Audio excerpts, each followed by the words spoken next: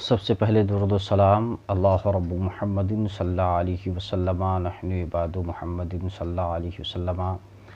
حضرات، ایک عظیم آیت کریمہ لے کر آپ کی بارگاہ میں حاضر ہوا ہوں، جس آیت کریمہ میں امید رحمت بھی ہے اور امید مغفرت بھی ہے اور دعاؤں کی قبولیت کی معراج بھی ہے۔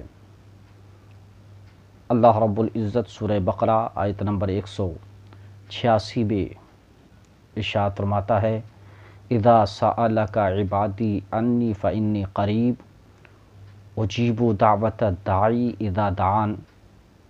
اس کا ترجمہ سنیے۔ اللہ رب العزت ارشاد فرماتا ہے کہ محبوب، جب آپ سے میرے بارے میں لوگ پوچھتے ہیں کہ میرا رب کہاں ہے، تو آپ فرما دیجئے کہ میں قریب ہوں، یعنی اللہ رب العزت تجھ سے قریب ہے اور تیری ہر دعا کو، ہر پکار کو، ہر ندا کو تیرا رب سنتا ہے اور جواب بھی دیتا ہے۔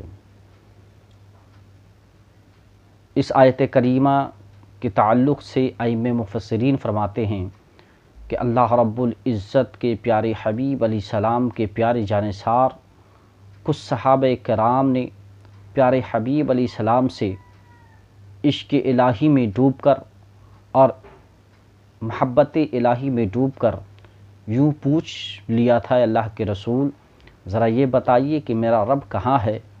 تو اللہ رب العزت نے حضرت جبریل امی کو بھیجا اور ارشاد فرمایا کہ جاؤ اور یہ آیت کریمہ لے جاؤ۔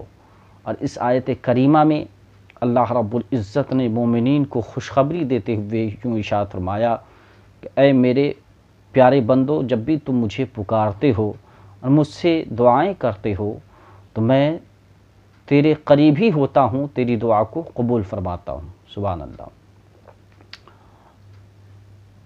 اب اس سے کچھ چیزیں سمجھ میں آتی ہیں کہ اللہ رب العزت دعائیں قبول فرماتا ہے، لیکن پھر بھی کچھ بندے ایسے ہوتے ہیں جو شکایت کرتے ہیں کہ میری دعا قبول نہیں ہوتی۔ اس کی کئی وجہ ہیں، لیکن پہلے یہ جان لیجئے کہ اللہ رب العزت ہر مومن کامل کی دعا کو قبول فرماتا ہے، کسی کی بھی دعا کو اللہ رد نہیں فرماتا۔ بعض لوگ ایسے ہوتے ہیں جس کی دعا فی الفور قبول ہوتی ہے، وہ اللہ کے مخصوص اور مقرب بندے ہوا کرتے ہیں۔ بعض لوگ ایسے ہوتے ہیں کہ جس کی دعا حکمت کے تحت قبولیت میں تاخیر کی جاتی ہے۔ بعض لوگ ایسے بھی ہوتے ہیں جس کی دعا کو اللہ رب العزت رد فرما دیتا ہے، کیوں؟ اس لیے کہ وہ شرائط پر اور آداب و اخلاقیات پر اترتے نہیں ہیں، تو اللہ ان کی دعا کو رد فرما دیتا ہے۔ بعض لوگ وہ ہوتے ہیں کہ جس کو اللہ حکمت کے تحت اس کی دعا قبول نہیں فرماتا۔ بعض لوگ وہ ہیں کہ جس کی دعا کو اللہ قبول فرماتا ہے، لیکن جو وہ مانگ رہا ہوتا ہے اللہ رب العزت وہ عطا نہیں فرماتا، بلکہ اس کے بدلے میں نعم البدل کے طور پر دوسری چیزیں عطا فرما دیتا ہے۔ اور کچھ لوگ ایسے ہوتے ہیں کہ جو ایسی چیز مانگ رہے ہوتے ہیں کہ جس کے عطا کر دینے میں، جس شے کو دے دینے میں نفع نہیں بلکہ ضرر ہے، نقصان ہے اس بندے کے لیے، تو اللہ رب العزت نفع والی چیزوں کو اللہ عطا فرما دیتا ہے اور ضرر والی چیزوں کو اللہ رب العزت دور فرما دیتا ہے۔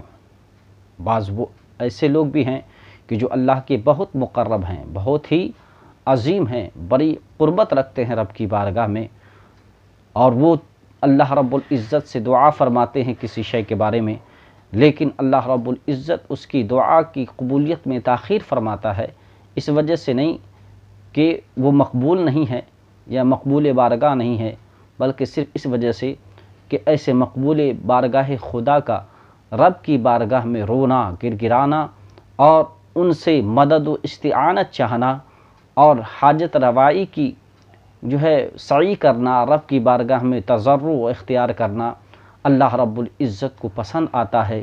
اس لیے اللہ رب العزت کچھ مخصوص محبوب بندوں کی دعاؤں کو جلدی قبول اس لیے نہیں کرتا کہ ان کی دعائیں، ان کا رونا، ان کا گرگرانا رب کی بارگاہ میں ان پسند آتا ہے۔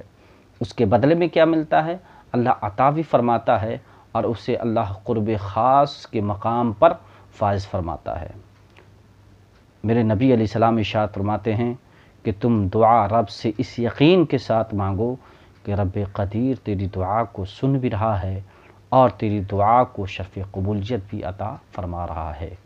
درود پاک اللہ رب محمد صلی اللہ علیہ وسلم، نحن عباد محمد صلی اللہ علیہ وسلم۔